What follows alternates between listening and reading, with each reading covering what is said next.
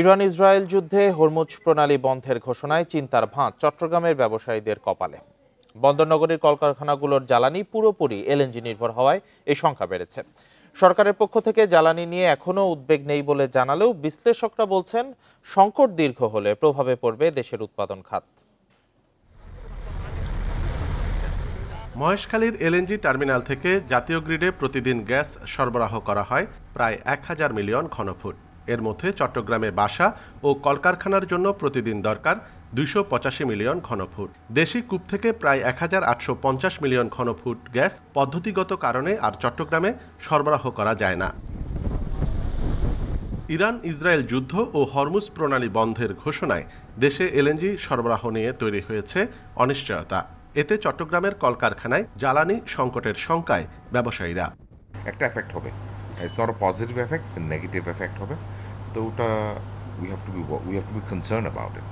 Certainly আপনার oil prices will go up. Hormuz প্রণালী যেটা এখন বন্ধ করছে, এটাই কিন্তু পুরো ওয়ার্ল্ডের ইকোনমির সাথে রিলেটেড।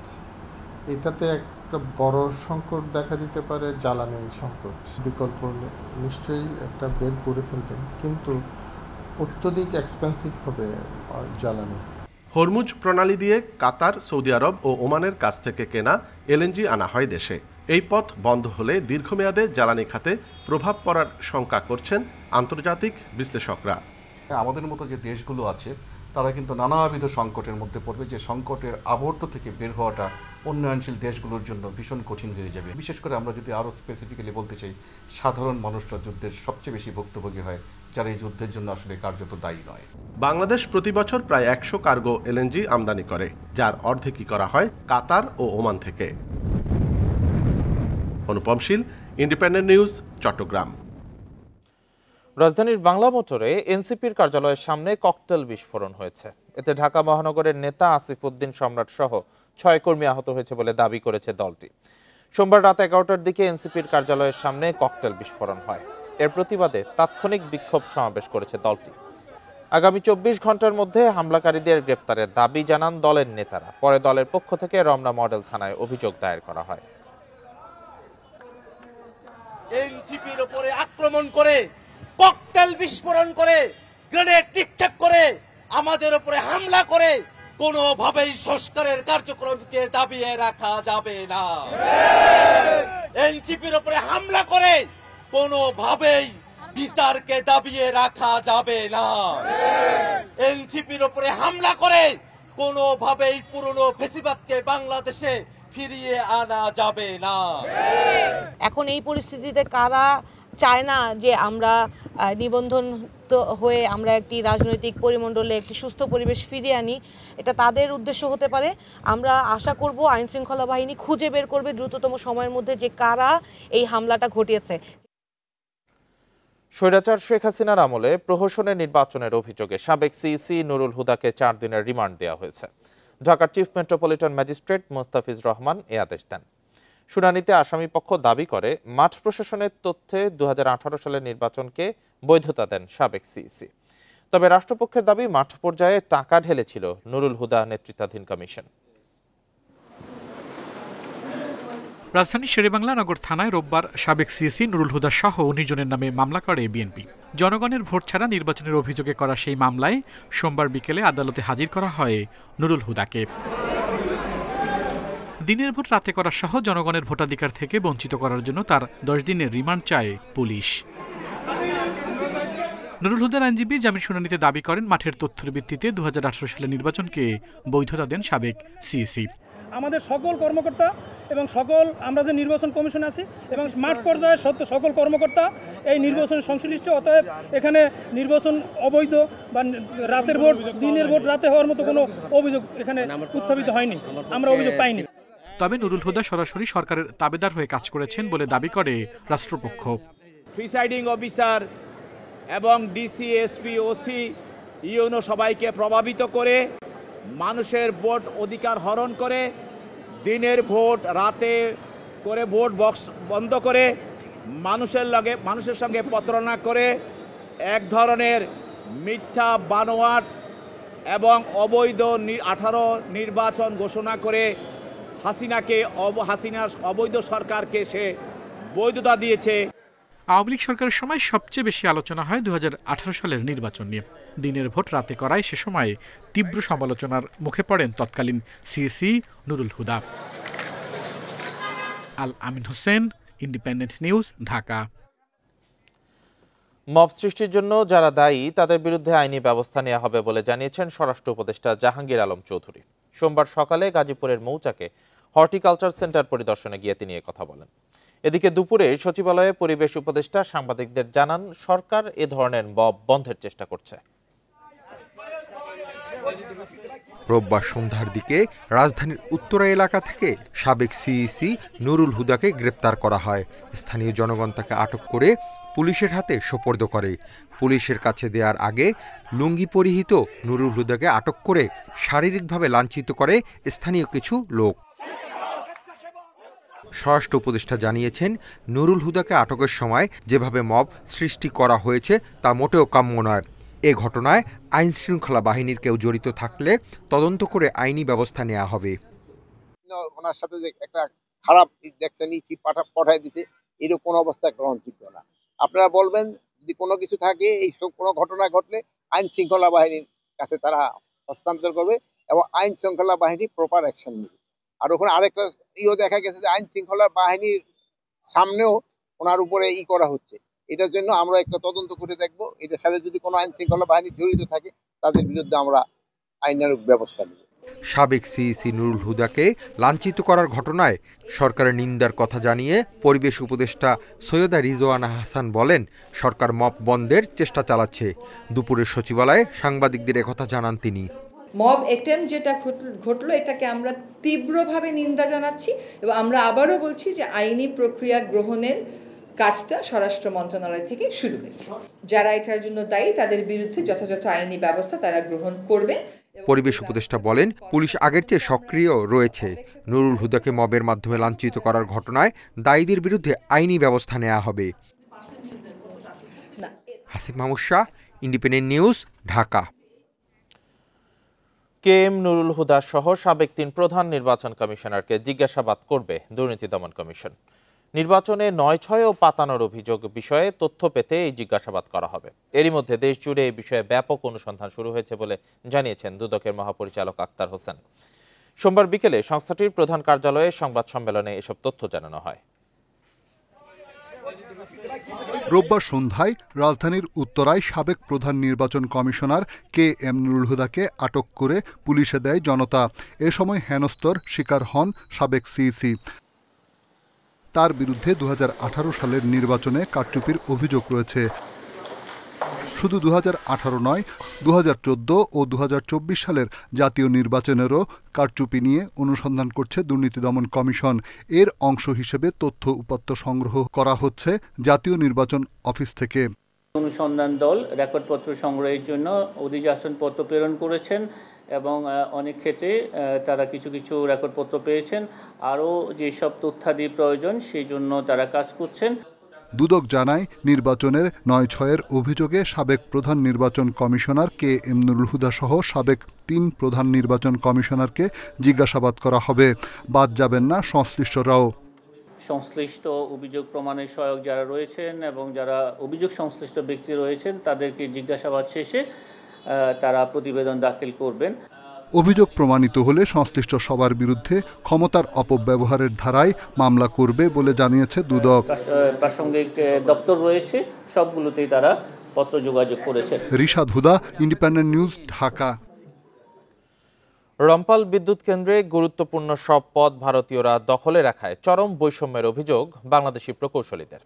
পলিসি অনুযায়ী ক্রমান্বয়ে ভারতীয়দের সংখ্যা কমার কথা, কিন্তু তা না মেনে প্রতি মাসে 15 থেকে 18 লাখ টাকার মতো বেতন ভাতা পাচ্ছেন তারা। অথচ বাংলাদেশিরা সর্বসাকুল্যে পান 1 লাখ টাকার মতো। এ নিয়ে এক রিটের শুনানি করে রুল জারি করেছেন বিচারপতি আকরাম হোসেন ও বিচারপতি ফয়েজ আহমেদের হাইকোর্ট বেঞ্চ। বাংলাদেশ ভারত যৌথ অর্থায়নে বাগেরহাটের রামপালে নির্মিত 1320 মেগাওয়াটের কয়লা ভিত্তিক বিদ্যুৎ কেন্দ্র। 2023 সালে চালু হওয়া এই বিদ্যুৎ কেন্দ্রে ভারতীয়দের বিপরীতে ব্যাপক আর্থিক ও পদ বৈষম্য নিয়ে অভিযোগ বাংলাদেশি চাকরিজীবীদের। এতদিন এ নিয়ে কথা বলতে না পারলেও সম্প্রতি দেশীয় চাকরিজীবীরা ইমেইল করে সুপ্রিম কোর্টের এক আইনজীবীকে এসব জানালে জনস্বার্থে রিট করেন তিনি। রিটের শুনানি শেষে ওই আইনজীবী জানান, বিদ্যুৎ কেন্দ্রটির ভারতীয় ৫১ জন কর্মকর্তা প্রতি মাসে গড়ে বেতন ও বিভিন্ন ভাতা বাবদ ১৫ থেকে ১৮ লাখ টাকা করে পান। অথচ বাংলাদেশি প্রকৌশলীরা সর্বসাকুল্যে সর্বোচ্চ ১ লাখ টাকার মতো পেয়ে থাকেন। এছাড়া ভারতীয়দের বেতন ভাতার একটা বড় অংশ মার্কিন ডলারে পরিশোধ করায় প্রতি বছর $২ মিলিয়ন বেশি ব্যয় হচ্ছে, যা রিজার্ভের উপর চাপ বাড়াচ্ছে। একই কোম্পানিতে একজন ইন্ডিয়ান এমপ্লয়ি পাচ্ছেন ২৩ থেকে ২৫ লাখ, একজন বাংলাদেশ এমপ্লয়ি পাচ্ছেন ১ লাখের নিচে। তো এই যে ডিসক্রিমিনেশনটা, এটা হিউজভাবে তাদেরকে অ্যাফেক্ট করছে, যেটার কোনো কারণ নেই বলে তারা মনে করছেন। এছাড়াও তারা অ্যালিগেশন করেছেন যে বাংলাদেশের এমপ্লয়ি যে রিক্রুটমেন্ট হচ্ছে, এখানে তারা রিলিজিয়াস ডিসক্রিমিনেশনের অ্যালিগেশন করেছেন। রিটে অভিযোগ করা হয়, কোম্পানির নীতিমালা অনুযায়ী ভারতীয় কর্মকর্তার সংখ্যা ক্রমান্বয়ে কমে ১০ জনের মতো থাকার কথা থাকলেও এখনও ঊর্ধ্বতন সকল পদ দখল করে আছে ভারতীয় ৫১ কর্মকর্তা। আমাদের যেই এমপ্লয়িরা, তারা কোনো অংশে শিক্ষাগত যোগ্যতায় কোনো অংশেই কম না তাদের থেকে, কারণ তারা বুয়েটের স্টুডেন্ট, ঢাকা ইউনিভার্সিটি বা বিভিন্ন ইঞ্জিনিয়ারিং টেকনোলজি সব ভালো ভালো ইউনিভার্সিটিগুলো থেকে ভালো মেধাবী স্টুডেন্টরাই সেখানে এমপ্লয়ি হিসাবে আছে। তারা কখনো মুখ খুলে নেয় চাকরির বয়স। বিদ্যুৎ মন্ত্রণালয়, বিদ্যুৎ উন্নয়ন বোর্ড, বিডা সহ সংশ্লিষ্ট সরকারি প্রতিষ্ঠানকে আগামী ৪ সপ্তাহের মধ্যে রুলের জবাব দিতে বলেছে high court. Zahidul Bashar, Independent News, Dhaka. দেশে একই সাথে বাড়ছে করোনা ও ডেঙ্গুর প্রকোপ। এক মাসে করোনায় আক্রান্ত বেড়েছে ৩ গুণ, আর জুনে মৃত্যু হয়েছে ১৬ জনের। এদিকে ৬ মাসে ডেঙ্গু আক্রান্ত প্রায় ৮,০০০, যার মধ্যে ৩৫০০ আক্রান্ত হয়েছে এ মাসেই। জুনে ডেঙ্গুতে ৮ মৃত্যু সহ এবছর মারা গেছেন ৩২ জন। সংক্রমণ রোধে দ্রুত ব্যবস্থা না নিলে পরিস্থিতি নিয়ন্ত্রণের বাইরে যাওয়ার শঙ্কা বিশেষজ্ঞদের। রাজধানীর মহাখালীর ডিএনসিসি হাসপাতালে চিকিৎসা নিতে এসেছেন বেসরকারি প্রতিষ্ঠানের চাকরিজীবী বিল্লাল তালুকদার। কয়েকদিন ধরে ভুগছেন জ্বর ও মাথা ব্যথায়। 2 দিন ধরে জ্বর, এখন আসছি টেস্ট করাইতে, দেখি কি হয়, টেস্ট দিলে পরে। ডেঙ্গু ও করোনা বাড়তে থাকায় বিল্লালের মতো জ্বর নিয়ে উদ্বিগ্নরা ভিড় করছেন হাসপাতালে। ল্যাব টেস্টের মধ্যে দেখা যাচ্ছে যে তাদের বিভিন্ন মাত্রা, হিমাটোক্রিট পরিমাণ খুব কমে যাচ্ছে, অথবা তাদের ক্ষেত্রে প্লাটলেট কাউন্ট খুব বেশি কমে যাচ্ছে। এই ধরনের সমস্যা নিয়েও একটা গ্রুপ আমাদের কাছে রেফার হয়ে আসছে। স্বাস্থ্য অধিদপ্তর জানাচ্ছে, এপ্রিলে করোনা আক্রান্তের সংখ্যা 23, মেতে তা বেড়ে দাঁড়ায় 86, আর এ মাসে 22 জুন পর্যন্ত আক্রান্ত 275। 1 জানুয়ারি থেকে মে পর্যন্ত কারো মৃত্যু না হলেও শুধু জুনের এ কয়দিনেই মারা গেছে 16 জন। একই সঙ্গে বাড়ছে ডেঙ্গু রোগীও। স্বাস্থ্য বিভাগ বলছে, এবছর মোট শনাক্ত রোগী ৭,৭৫৮ জন। শুধু জুনেই আক্রান্তের সংখ্যা প্রায় ৩৫০০। গত মাসে ডেঙ্গুতে মারা গেছে ৩ জন, আর চলতি মাসের 1 সপ্তাহ বাকি থাকতেই মৃত্যু হয়েছে ৮ জনের। এরই মধ্যে ডেঙ্গু ছড়িয়েছে দেশব্যাপী। মোট শনাক্তের ৭৫% এখন ঢাকা ও চট্টগ্রামের মতো বড় শহরের বাইরের রোগী। সচেতন না হলে অবস্থা সামাল দেয়া কঠিন হবে বলে মনে করেন বিশেষজ্ঞরা।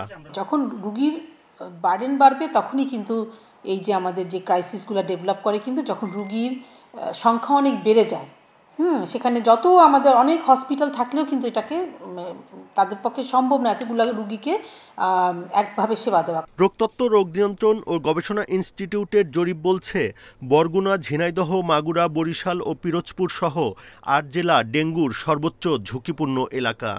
মশার বংশ বিস্তারের জায়গাটাকে নষ্ট করতে হবে, ধ্বংস করতে হবে। সেখানে আমরা কতখানি সক্রিয়। বর্ষা এলে প্রতি বছরই ডেঙ্গু সংক্রমণ বাড়ে। এর সঙ্গে আতঙ্ক ছড়াচ্ছে করোনা ভাইরাসের নতুন ভেরিয়েন্টের সংক্রমণ। Buddhadeb Kundu, Independent News, Dhaka.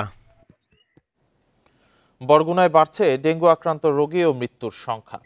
স্বাস্থ্য অধিদপ্তর জেলাটিকে ডেঙ্গু রেড জোন ঘোষণা করলেও মশা নিধনে নেই তেমন কোনো উদ্যোগ। এদিকে রোগতত্ত্ব, রোগ নিয়ন্ত্রণ ও গবেষণা ইনস্টিটিউট থেকে একটি দল গবেষণার জন্য তথ্য সংগ্রহ করছে 7 দিন ধরে। জানুয়ারি থেকে 23 জুন পর্যন্ত বরগুনায় শনাক্ত ডেঙ্গু রোগীর সংখ্যা 2402 জন। আক্রান্তদের মধ্যে মারা গেছেন 23 জন। বরগুনাকে ডেঙ্গুর রেড জোন ঘোষণা করা হলেও মশা নিধনে উল্লেখ করার মতো উদ্যোগ নেই বলে অভিযোগ স্থানীয়দের। মানুষকে সচেতন করতে পৌর এলাকায় কিছু প্রচারণা চালানো হলেও গ্রাম পর্যায়ে তাও নেই। একটা আওয়াজ তৈরি করা যে এই ডেঙ্গু একটা মহামারী, এটা করোনার চাইতে কোনো অংশে কম না, এই শব্দটা কিন্তু সাধারণ মানুষ জানে না। মূলত ফিউচারে আমরা কোনো কাজ করে যে কাজ সেই রয়ে যায়। এডিস মশা নিধনে স্বেচ্ছাসেবী সংগঠনগুলো কিছু কার্যক্রম পরিচালনা করছে, তবে অপর্যাপ্ত অর্থায়ন এবং সরঞ্জামের অভাব রয়েছে তাদের। গ্রাম পর্যায়ে যে এইগুলোর যে প্রচার না সরিয়ে দেয় তাহলে করোনার চেয়ে বড় একটা ভয়াবহ অবস্থা দাঁড়াবে, কিন্তু অলরেডি এখন হাসপাতালে রুগী রাখার মতো নাই। মানুষের সচেতনতার কাজগুলো করে যাচ্ছি, কিন্তু ব্যাপক পরিসরে কাজ করতে গেলে যে ধরনের কারিগরি সহায়তা দরকার সেগুলো এখন পর্যন্ত আমাদের যে স্বেচ্ছাসেবক সংগঠনগুলো আছে অনেকেরই নাই। মশা নিধন করতে না পারায় ডেঙ্গু মহামারী আকার ধারণ করেছে দাবি স্বাস্থ্য বিভাগের। পরিস্থিতি মোকাবিলায় সবাইকে সচেতন হওয়ার পরামর্শ দেয়া হচ্ছে। আশেপাশে যদি কোনো জলাশয় থাকে, জলাবদ্ধতা থাকে, নিজ উদ্যোগে সেটা যাতে পরিষ্কার করেন। একা স্বাস্থ্য বিভাগ এই যে চিকিৎসা দিচ্ছে, এই যে এত রোগী যদি মশক নিধন করা যেত তাহলে এত রোগী হতো না। মশা নিধনে দ্রুত কার্যকর পদক্ষেপ নেওয়ার কথা জানিয়েছেন জেলা প্রশাসক। আমাদের যে ফগার মেশিনগুলো দিয়ে যে আমরা অ্যাডাল্টিসাইড ইউজ করি সেগুলো এখন আসলে বৃষ্টির সময় কাজ করবে না, বৃষ্টিটা একটু কমলেই আমরা ব্যবহার করা শুরু করব। সারা দেশে শনাক্ত ডেঙ্গু রোগীর 3 ভাগের 1 ভাগই বরগুনার। Independent news. খুলনায় পূর্ণাঙ্গ ক্যান্সার, কিডনি ও হৃদরোগ চিকিৎসা কেন্দ্র স্থাপন প্রকল্পের কাজে নেই গতি। প্রকল্পের কাজ হয়েছে মাত্র 50 থেকে 55%। দ্বিতীয় মেয়াদ শেষ হতে বাকি 5 মাস। এদিকে কাজের ধীর গতিতে ক্ষোভ প্রকাশ করেছে নাগরিক নেতৃবৃন্দ। আর চিকিৎসকরা বলছেন, হাসপাতাল নির্মাণে দীর্ঘসূত্রিতায় চিকিৎসা সেবা থেকে বঞ্চিত হচ্ছেন এই অঞ্চলের মানুষ। 2021 সালে খুলনায় ক্যান্সার, কিডনি ও হৃদরোগ চিকিৎসা কেন্দ্র স্থাপন প্রকল্প হাতে নেয় সরকার। মেডিকেল কলেজে ওই বছর শুরু হয় 100 শয্যার ভবন নির্মাণের কাজ। 2023 সালে শেষ হওয়ার কথা থাকলেও 2 দফায় চলতি বছর জুন পর্যন্ত প্রকল্পের মেয়াদ বাড়ে। তবে কাজ হয়েছে মাত্র 50 থেকে 55%। 2টি বেসমেন্ট ফ্লোর সহ 17 তলা বিশিষ্ট ভবন নির্মাণের জন্য 2 ঠিকাদারি প্রতিষ্ঠানের সঙ্গে চুক্তি করে গণপূর্ত। মাটির দুর্বলতা, করোনা এবং রাজনৈতিক কারণে কাজের ধীরগতির দাবি ঠিকাদারদের। মাটি খারাপের জন্যে আমাদের এখানে শীট পাইল করে তারপর মাটি খনন করতে হয়েছে। করোনার জন্যও কাজের বেশ খানিকটা গতি মন্তর হয়ে যায়। এদিকে কাজের ধীরগতির কারণে ক্ষোভ প্রকাশ করেছেন নাগরিক নেতৃবৃন্দ। প্রকল্প মেয়াদ শেষ হলেও সেটা একেবারে হ্যাঙ্গিং অবস্থায় আছে এবং আদৌ কী হবে ভবিষ্যতে আমরা জানি না, এবং বলা চলে যে আসলে অনিশ্চয়তার মুখে পড়ে গেছে। নির্ধারিত সময়েও শেষ হচ্ছে না প্রকল্পের কাজ বলছে গণপূর্ত বিভাগ। তারা বলছে আরও 1 বছর বাড়ছে প্রকল্পের সময়। দরপত্র আহ্বান করা হয়েছে ম্যাক্সিমাম, আর কয়েকটা বাকি আছে, সেটা দরপত্র আহ্বান করা হবে। টোটাল 8টা যে বিভাগের জন্য আর 1 বছর বর্ধিত হচ্ছে, সেটা জুন 2026-এর মধ্যে টোটাল 8টা বিভাগের প্রকল্পই শেষ হয়ে যাবে। প্রকল্পের ডিপিপি মূল্য 240 কোটি টাকা, এর মধ্যে ভবন নির্মাণে 124 কোটি টাকা এবং অন্যান্য ব্যয় 116 কোটি টাকা। Independent news. সার্ভার জটিলতায় 1 মাসেরও বেশি সময় ধরে ঝুলছে 45,000 শিক্ষকের অবসর ভাতার আবেদন। এতে করে চরম ভোগান্তিতে অবসরে যাওয়া শিক্ষকরা। কর্তৃপক্ষ বলছে সংকট সমাধানের চেষ্টা চলছে, তবে বছরের পর বছর ঘুরে অবসর ভাতা নিতে হয় বেসরকারি শিক্ষকদের। দপ্তরগুলোতে পোহাতে হয় নানান হয়রানি। বেসরকারি শিক্ষকরা চাকরি শেষে কল্যাণ ট্রাস্ট ও অবসর সুবিধা বোর্ড থেকে অবসর ভাতা পান। 4 বছর আগে যারা অবসরে গেছেন তারা এখন অবসর ভাতা পাচ্ছেন। অবসর সুবিধা বোর্ডে 45,000-এর মতো শিক্ষকের আবেদন জমা আছে, অথচ 1 মাসের বেশি সময় ধরে সার্ভার নষ্ট, ফলে নতুন করে আবেদনও করা যাচ্ছে না। অন্যদিকে টাকাও পাচ্ছেন না শিক্ষকরা। এখন পর্যন্ত টাকা পাওয়া যায় না, বলতেছে যে নাকি পাঠাইছে ভাইয়া যাইব, কিন্তু এখনো পর্যন্ত আর পাওয়া হয় না। কিছুই পাইনি, এখন সন্তানাদের নিয়ে বাচ্চা কাচ্চা নিয়ে খুব কষ্টে আছে।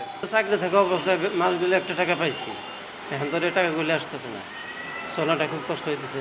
কর্তৃপক্ষ বলছে সার্ভার জটিলতা দূর করতে কাজ চলছে। জটিলতার বিষয় না, আসলে সফটওয়্যার সময় সময় আমরা আপডেট করি, এবং একটা সফটওয়্যার যখন দীর্ঘদিন চলে এটাকে আবার আপডেটের প্রশ্ন আসে বিভিন্ন বিষয় নিয়ে খুঁটিনাটি, তখন আমরা এটা আপডেটের কারণে আপডেট করব এই নিয়ে আমরা কাজ করছি। ব্যান্ডবেজের সাথে এইমাত্র আমি ব্যান্ডবেজের ডিজি মহোদয়ের সাথে কথা বলেছি, সচিব স্যারের বিষয়ে অবগত। আমরা সফটওয়্যারটাকে একদম আরও আধুনিক করতে চাচ্ছি, সেই কারণে আমাদের একটু সময় নিচ্ছি, আমরা খুব দ্রুতই ইনশাআল্লাহ এটা সমাধান করে ফেলব। কল্যাণ ট্রাস্টে 39,000-এর মতো শিক্ষকের আবেদন জমা পড়ে আছে। এখানে 2022 সাল পর্যন্ত অবসরে যাওয়া শিক্ষকরা টাকা পাচ্ছেন। 776 জন শিক্ষককে আমরা কোরবানির আগে আমরা টাকা পৌঁছে দিয়েছে। এই আইবা সিস্টেমের জন্য আমরা ট্রাই করতেছিলাম, এখন যার কারণে আমরা একটু সমস্যা ফেস করেছিলাম। এখন বর্তমানে আমরা যেহেতু সেন্ড করতে পারছি, আশা করি পরবর্তীতে আমরা যদি কন্টিনিউ করি তাহলে খুব অল্প সময়ে শিক্ষকের টাকা পেয়ে যাবেন। কর্তৃপক্ষ বলছে অবসর ভাতার আর্থিক জট দূর করতে দুই দপ্তরের 7,500 কোটি টাকা প্রয়োজন। অন্তর্বর্তীকালীন সরকার বরাদ্দ দিয়েছে 2,200 কোটি টাকা। বছরের পর বছর এমপিওভুক্ত শিক্ষকদের অবসরের পর টাকার জন্য ঘুরতে হচ্ছে, যার কোনো স্থায়ী সমাধান হচ্ছে না। শিক্ষা সংশ্লিষ্টরা বলছেন সুনির্দিষ্ট পরিকল্পনার মাধ্যমে বাজেট ঘাটতি দূর করে শিক্ষকদের ভোগান্তির দ্রুততম সময়ের মধ্যে সমাধান করা উচিত। নূরে আলম, ইন্ডিপেন্ডেন্ট নিউজ, ঢাকা। শেরপুরে 16 শিক্ষার্থীকে বেত্রাঘাত করার অভিযোগ উঠেছে। এ সময় 2 শিক্ষার্থীকে চিকিৎসার জন্য জেলা সদর হাসপাতালে ভর্তি করা হয়েছে। সোমবার জেলা শহরের গোপালবাড়ির ইউনাইটেড স্কুলে এ ঘটনা ঘটে। অভিভাবকদের অভিযোগ, ইউনাইটেড স্কুলের 5ম শ্রেণীর শিক্ষার্থীদের পরীক্ষা চলছিল। পরীক্ষা শেষে খাতা দিতে দেরি করায় শিক্ষক পঙ্কজ দেবনাথ 16 জন শিক্ষার্থীকে বেত্রাঘাত করেন। এ সময় 3 শিক্ষার্থী জ্ঞান হারিয়ে ফেলে। পরে মাথায় পানি দেওয়ার পর তাদের জ্ঞান ফিরে আসে। স্থানীয় ক্লিনিকে প্রাথমিক চিকিৎসা দিয়ে তাদেরকে বাড়ি পাঠিয়ে দেওয়া হয়, কিন্তু রাতে তাদের শারীরিক অবস্থার অবনতি হলে শেরপুর জেলা হাসপাতালে ভর্তি করা হয়। এ সময় অভিভাবকরা অভিযুক্ত এই শিক্ষকের বিচার দাবি করেন। ইউনিয়ন ভূমি অফিস নিয়ে অভিযোগের শেষ নেই সেবাগ্রহীতাদের। টাকা ছাড়া এসব অফিসে কাজ হয় না সহজে। নির্ধারিত ফির চেয়ে কয়েক গুণ বেশি টাকা গুনতে হয় সেবাগ্রহীতাদের। বাড়তি টাকা না দিলে ঘুরতে হয় দিনের পর দিন। প্রান্তিক পর্যায়ে ভূমি সংক্রান্ত সেবা পৌঁছে দিতে নাটোরে আছে 45টি ইউনিয়ন ভূমি অফিস, কিন্তু সেবাগ্রহীতাদের বিস্তার অভিযোগ এসব অফিস নিয়ে। কিন্তু আমরা যখন এই কাগজ নিয়ে যাচ্ছি বলছে তোমাদের বিগত সময়ের খাজনা পরিশোধ নাই। যদি বিগত সময়ের খাজনা আমরা পরিশোধ না করে থাকি, তা আমাদের হাল খাজনা কিভাবে পরিশোধ হয়? কাজের জন্য যদি যাই, টাকা ছাড়া ভূমি অফিসের কেউ কথা বলে না। অনলাইনে আবেদনের পর ডিসিআর এর জন্য 1100 টাকা দিলে জমি খারিজ হয়ে যাওয়ার কথা, কিন্তু লক্ষ্মীপুরের এই ইউনিয়ন ভূমি অফিসে দালাল সহ ধাপে ধাপে টেবিল পর্যন্ত প্রতি খারিজে 5,000 থেকে শুরু করে আরো বড় অঙ্কের টাকা খরচ করতে হয় সেবাগ্রহীতাদের। যদিও অভিযোগ পেলে ব্যবস্থা নেওয়ার আশ্বাস দিয়েছেন ভূমি কর্মকর্তা। সাধারণ পাবলিক যেটা বুঝে খাজনা হিসাবে বুঝে আর কি, তা আমরা খাজনাই বলি আর কি। এই জন্য তো পাবলিক তো ওই যে অনলাইনে দিচ্ছে, এবং আমাদের তো এখন খাজনার এখন সিস্টেম নাই, নামজারিটাও অনলাইনে হচ্ছে আর কি। টাঙ্গাইলে সার্ভার জটিলতার অজুহাতে বাড়তি টাকা নেওয়ার অভিযোগ ভূমি অফিসের কর্মীদের বিরুদ্ধে। অনলাইনে আবেদন করার পরেও ঘোরানো হয় দিনের পর দিন। গরিব মানুষ, আমরা তো এত টাকা দিলে তো কাম হবে না। নামপত্তনের সরকারি ফি 1150 টাকা, অথচ যশোরের পাঁচবাড়িয়া ভূমি অফিসের নায়েব শাহাদাত হোসেনের বিরুদ্ধে অভিযোগ 8,000 টাকা নেয়ার। তবে এ বিষয়ে গণমাধ্যমে কথা বলতে রাজি হননি তিনি। একটা কাগজ তুলতে সরকারি খরচ লাগে 500-700, সেই টাকা নেয় 3,000-4,000, যেমন নামপত্র 1100-1200 টাকা লাগতো, সেই জায়গায় 3,000 টাকারও বেশি লাগতেছে। তারপরে ঘুরতে আমরা সে হয়রান হয়ে যাচ্ছি। সেবাগ্রহীতারা বলছেন নামপত্তন, খাজনা প্রদান সহ সব কাজেই ভূমি অফিসের কর্মীদের কাছে হয়রানির শিকার তারা। অনেকটা প্রকাশ্যেই এসব অনিয়ম হলেও নেই প্রতিকার। সোহেলি জাহান, ইন্ডিপেন্ডেন্ট নিউজ। পদ্মা নদীতে পানি বৃদ্ধি পাওয়ায় ফরিদপুরের সদরপুরে দেখা দিয়েছে ভাঙন। গত 15 দিনের ভাঙনে কয়েকটি রাস্তা আংশিক বিলীন হয়ে গেছে। ভাঙন থেকে রক্ষা পেতে ভিটে মাটি ফেলে অনেকেই তাদের ঘরবাড়ি অন্যত্র সরিয়ে নিচ্ছেন। সম্প্রতি সদরপুর উপজেলার ঢেউখালী ইউনিয়নের শয়তানখালী এলাকায় ব্যাপক ভাঙন দেখা দিয়েছে। নদী ভাঙনে ইতিমধ্যে বিলীন হয়ে গেছে বেশ কিছু এলাকার রাস্তাঘাট ও ফসলি জমি। ভাঙনের হুমকিতে রয়েছে বাড়িঘর সহ বেশ কিছু স্থাপনা। ভাঙন রোধে কংক্রিটের ব্লক দিয়ে স্থায়ী বাঁধ নির্মাণের দাবি স্থানীয়দের। উপজেলা নির্বাহী কর্মকর্তা জানিয়েছে, জেলার অন্যান্য এলাকার মতো স্থায়ী বাঁধ নির্মাণ করে ভাঙন রোধে সংশ্লিষ্ট দপ্তরকে এগিয়ে আসার জন্য প্রশাসন যথাযথভাবে কাজ করছে। এদিকে ঢেউখালী ইউনিয়ন ছাড়াও উপজেলার নারকেলবাড়িয়া, চর নাসিরপুর, চর মানা ইউনিয়নে দেখা দিয়েছে ভাঙন। 3টা গ্রাম নেওয়ার পরে আবার ফিরে যে গেট পার যে গ্রাম, এই গ্রাম ধরছি। বাড়ি ঘরে নদীতে ভেঙে নিয়ে যাবেন আছে সবকিছু। যেদিক দিয়ে পদ্মা নদীর ভাঙন হচ্ছে, এখানটায় যদি এভাবে ব্লক বসিয়ে নদী শাসন করা যায়, তাহলে এই ভাঙন হচ্ছে আমাদের প্রতিরোধ করা সম্ভব। কেবলমাত্র এই ভাঙন প্রতিরোধ করা সম্ভব হলেই এই এলাকার জনজীবন হচ্ছে এবং জীবনযাত্রার মান উন্নয়ন হবে। ব্যাংক খাতে নানা সংস্কারের পর কমেছে লুটপাট। রাজনৈতিক প্রভাব খাটিয়ে ঋণ নেওয়ার প্রবণতা তেমন নেই। এতে গ্রাহকের আস্থা ফিরতে শুরু করেছে বলে জানান কর্মকর্তারা। তবে গেল আওয়ামী লীগ সরকারের সময় নেয়া নিয়ম বহির্ভূত ঋণগুলোই এখন ব্যাংকের বড় ক্ষত বলে জানান তারা। বিশ্লেষকরা বলছেন, সংস্কারের সুফল পেতে হলে আইন প্রয়োগের পাশাপাশি কঠোর হতে হবে বাংলাদেশ ব্যাংককে। গেল সরকারের অনিয়ম, লুটপাট, নামে বেনামে ঋণ ও হাজার কোটি টাকা পাচারের কারণে ভেঙে পড়ে ব্যাংক খাত।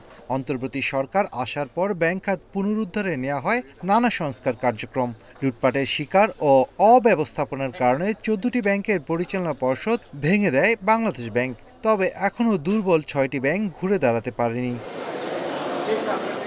নানা পদক্ষেপের পর সংকটে থাকা ব্যাংকগুলোতে গ্রাহকের আস্থা ফিরতে শুরু করেছে, যদিও দুর্দশা কাটেনি পুরোপুরি। খেলাপি ঋণ আদায়ে ও নতুন করে আমানত সংগ্রহে ব্যাংকগুলো নানা উদ্যোগ নিলেও ধরাছোঁয়ার বাইরে রয়ে গেছেন অর্থ আত্মসাতের সাথে জড়িত গ্রাহক ও ব্যাংক কর্মকর্তারা।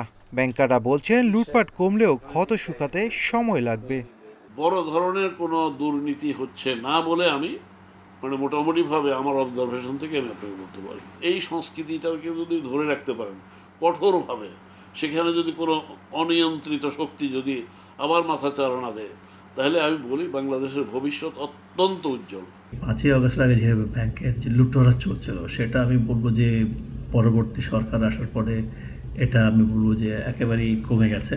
কারণ আমাদের ব্যাংকের মূল সমস্যাই ছিল যেভাবে লুটতরাজ হচ্ছিল, কারণ এই ব্যাংকগুলোর টাকাগুলো গিয়ে কিন্তু ফেরত আসার কোনো কারণ ছিল না, এবং যার জন্য দেখেন যে নন পারফর্মিং লোন কিন্তু অনেক বেড়েছে। সংস্কারের সুফল পুরোপুরি পেতে ব্যাংক খাতের আইনগুলো যুগোপযোগী করে সুশাসন ফিরিয়ে আনার তাগিদ দিচ্ছেন বিশ্লেষকরা। ব্যাংকিং খাতের উপর যদি রাজনৈতিক প্রভাবের যে পদগুলো আছে এগুলো যদি বন্ধ করা যায়, তাহলে আমি মনে করি ব্যাংকিং খাতের একটা আমরা সুফলগুলো পাবো সংস্কারে। তা না হলে কাগজে কলমে কোনো কিছু অনেক কিছু করা হবে, বাস্তবে যদি প্র্যাকটিসটাকে যদি ঠিকমতো না করা যায়, তাহলে কিন্তু আমরা সেই সুফলটা পাবো না। বিশ্লেষকদের মতে, ব্যাংক খাতে আস্থা ফিরিয়ে এনে উদ্যোক্তাদের চাহিদা মতো অর্থায়ন এখন সরকারের সামনে বড় challenge. Shafil Alam Sujan, Independent News, Dhaka. ঢাকার ধামরাইয়ে 27 জুন শুরু হচ্ছে শ্রী শ্রী যশোমাধবের রথযাত্রা। 400 বছরের পুরনো ও ঐতিহ্যবাহী এ রথযাত্রা ঘিরে শেষ সময়ের ব্যস্ততায় আয়োজকরা। এদিকে উৎসবমুখর পরিবেশ ও নির্বিঘ্নে রথযাত্রা আয়োজনের জন্য নিরাপত্তা নিশ্চিতে তৎপর আইনশৃঙ্খলা বাহিনী। ধামরাইয়ের শ্রী শ্রী যশোমাধবের রথযাত্রা এশিয়ার দ্বিতীয় বৃহত্তম।